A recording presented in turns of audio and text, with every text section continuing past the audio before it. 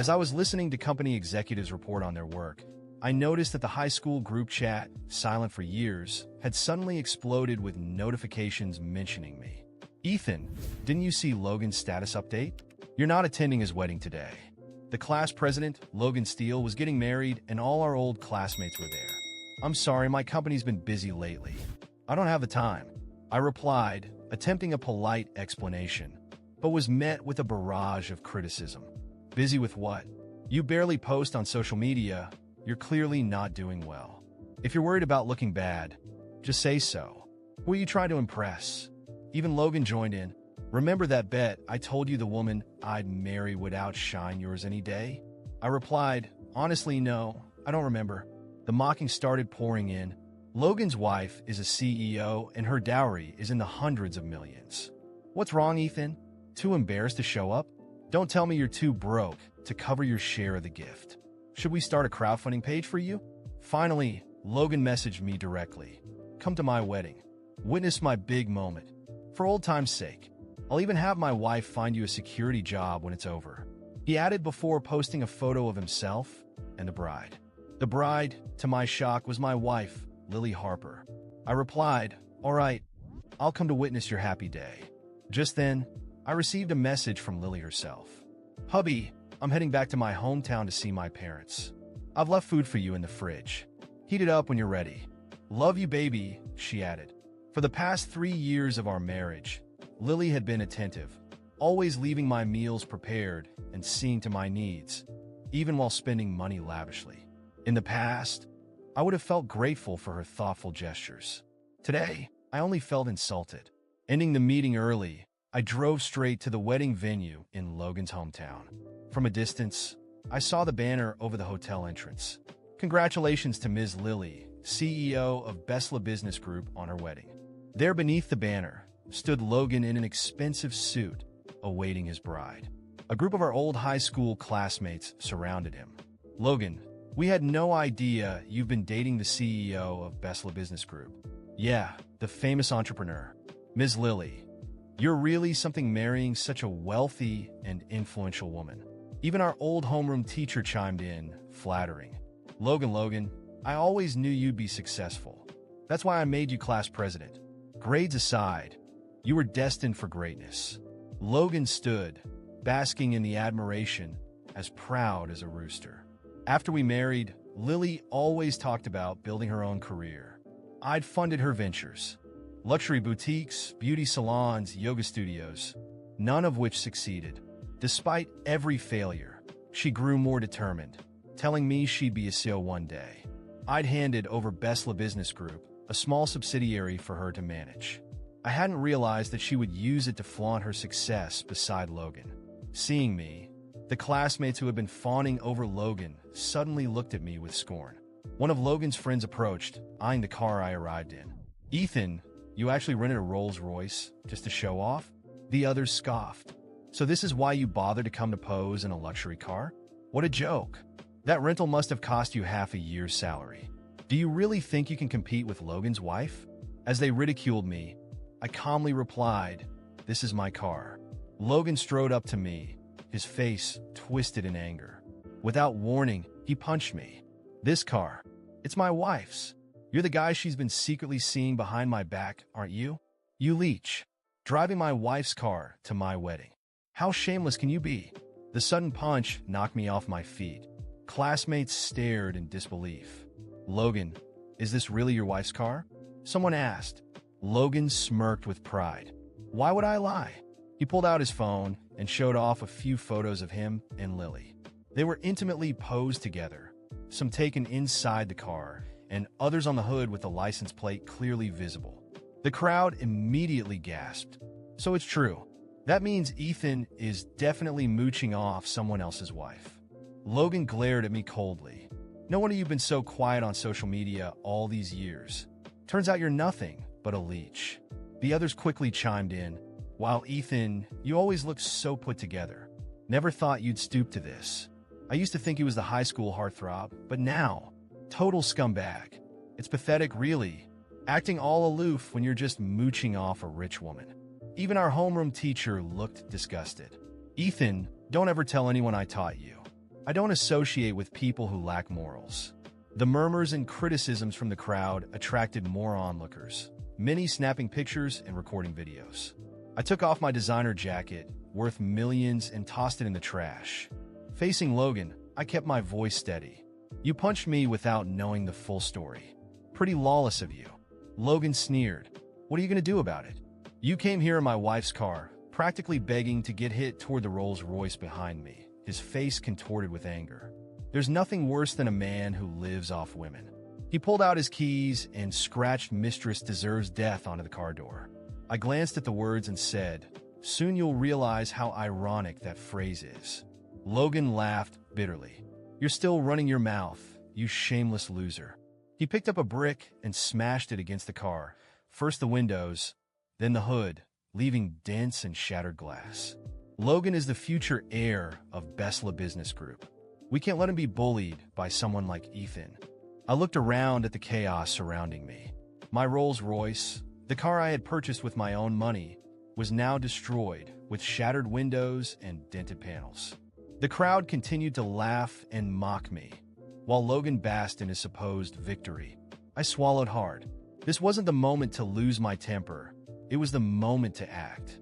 Taking a deep breath, I straightened my posture and stepped forward, ignoring the pain in my jaw from Logan's punch. "Logan," I began, my voice calm but firm enough to silence the crowd. "You think you know everything, don't you? That you're the smartest, most successful man here. But today, I'll show you just how foolish you really are." He laughed mockingly, crossing his arms. "Oh, so now the loser wants to give a lecture? Go ahead, Ethan. Entertain us. First, let me clear something up. That car you just destroyed isn't your wife's. It's mine, paid for with my own money, earned through my own hard work. And for everyone here who's so curious about how I get by, let me tell you something. I'm the actual owner of Besla Business Group. I gave Lily control over a subsidiary because I trusted her, because I wanted to see her grow. I never imagined she'd use it to inflate the ego of a man like you." The crowd fell silent. The laughter disappeared, replaced by expressions of shock and disbelief.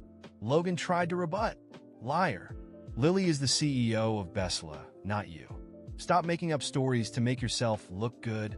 I pulled out my phone, tapped a few times, and displayed official documents, contracts, transfers, and records that prove my ownership of Besla Business Group. I placed the phone on a nearby table for everyone to see. The truth is right there. Anyone who wants to verify it, go ahead. The silence was deafening. A few people stepped forward to examine the documents, their faces shifting from disbelief to embarrassment. Even my old teacher, who had just scorned me moments ago, avoided meeting my eyes. Logan, however, was livid, his face red with anger. "This doesn't prove anything. You could have faked all of it. Lily wouldn't have married someone like you if she knew you were so powerful."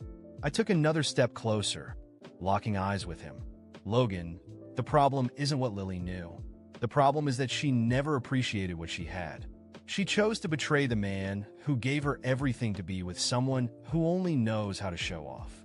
And you, Logan, you're so obsessed with looking superior that you destroyed another man's car without even knowing the truth. And you know what's worse? You married a woman who's only with you because she thinks you can give her more. Wait until you realize you're just another rung on her ladder." At that moment, I heard the sound of a car pulling up. Everyone turned to see Lily stepping out of a taxi. She looked stunning in her wedding dress, but her expression changed as soon as she saw the wrecked car and the crowd. When our eyes met, she turned pale. "Ethan, what are you doing here?" "Oh, Lily," I replied, my tone dripping with irony. "I came to witness your big day. Isn't that what you wanted?" She glanced around, confused as Logan approached her, trying to take her hand. "Lily, don't listen to him. He's just trying to ruin our wedding." But before he could say more, she pulled away sharply. "Logan, what did you do to the car?" She recognized it instantly, her voice trembling. "That car, it's Ethan's." "Exactly," I interjected. "And it seems your new husband thought destroying my car was a good way to start your life together." Lily turned to Logan, horrified. "You destroyed his car? Are you insane? Do you have any idea how much that car is worth?" "How much it's worth?" I repeated bitterly, laughing. "That's what you're worried about, Lily? Not the fact that you betrayed your husband with this idiot? That you used everything I gave you to flaunt yourself and humiliate me? She tried to explain, but I cut her off. You know, Lily, for a long time, I thought we were building something together. I believed your words, your promises, but now I see you were never anything more than an opportunist. I turned to face the crowd.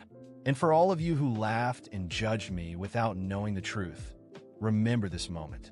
Because while you're busy trying to feel superior to others, I'm busy building my legacy. And I guarantee none of you will have a place in it. Finally, I looked at Logan. And you, Logan, enjoy your victory today. Because when Lily decides you're no longer useful, you'll be the next one discarded. Without waiting for a response, I walked over to my ruined car, pulled out my phone, and made a quick call. Within minutes, a tow truck arrived to take the Rolls-Royce away. Before leaving, I turned to Lily and Logan, both visibly shaken. Oh, and Lily, consider this my wedding gift. Effective immediately, your access to Besla is revoked. Good luck without it. I got into the taxi and left, leaving behind the chaos, the shocked expressions, and the shattered facade of their perfect day. For the first time, I felt like I had finally closed that chapter of my life. I left that place with a weight on my shoulders, but a clear decision in my mind. I wouldn't resolve this through anger or hatred, but with precision and justice. Lily and Logan thought they had reduced me to nothing, but I knew the real power lay in observing, planning, and acting at the right moment. I had something they would never understand: patience. When I got home that night, I found the dinner Lily had left in the fridge. I stared at the food, prepared with the care she always pretended to show, and felt the contrast between her actions and her intentions. It was no longer about love or betrayal. It was about principles.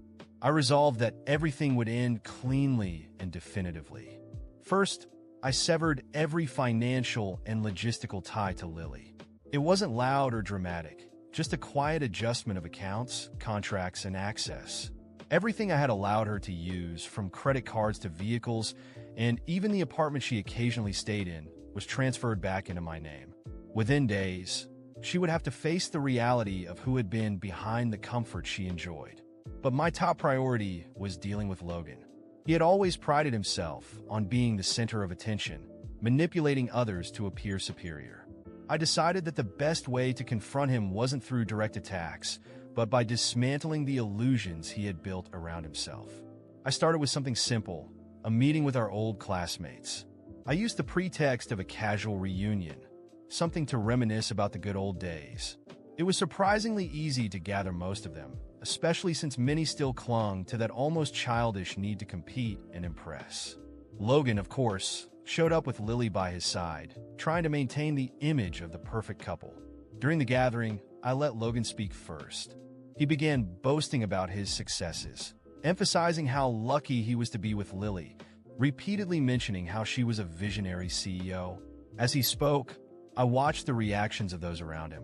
Some seemed impressed, but others, those who had already started doubting Logan's exaggerated stories, exchanged discreet glances. That's when I joined the conversation, calmly and respectfully. I started sharing stories from our school days, recalling moments when Logan had manipulated situations to make himself look better. I didn't attack him directly. I simply brought up inconsistencies from the past in a subtle way. As the night went on, the conversations began to shift. Classmates started sharing their own stories, moments when they felt used or deceived by Logan. Lily, who initially looked uncomfortable, tried to intervene a few times to defend Logan, but I remained composed, skillfully redirecting any tension. When she mentioned how Logan had always been a natural leader, I smiled. That's true. He always had a way of drawing people in, even if it was mostly for his own benefit. The reunion ended without major confrontations, but something had changed. Logan, who arrived full of confidence, left visibly shaken. The seeds of doubt I planted in the group began to grow. In the days that followed, some classmates reached out to me privately, thanking me for opening their eyes. Others started questioning Logan publicly, especially on social media. Logan, who had always controlled his image so carefully, suddenly faced the pressure of addressing accusations from the past.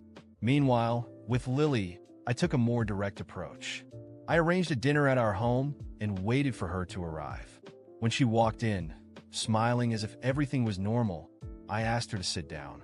In silence, I placed a stack of documents on the table, including proof of the transfer of all assets and responsibilities back into my name. "Lily," I began, "this is what's left of what we had. Or rather, what you thought you had." She tried to argue, but I raised a hand to stop her. "There's nothing left to say. You chose the path you thought was best. Now, you'll walk it alone. I trusted you, and you broke that trust. This isn't just about marriage. It's about character. I made it clear that our divorce would be handled quietly, without scandals, but that she would no longer have anything from me." She tried to cry, to plead, but I didn't waver. In the end, she left with the few belongings that were truly hers.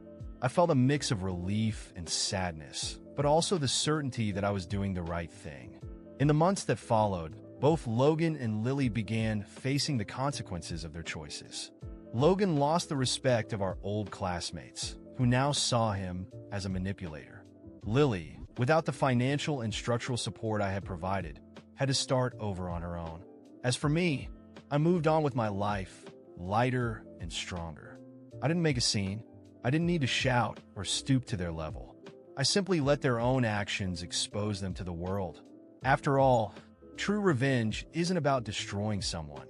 It's about showing them you never had to play their game to win.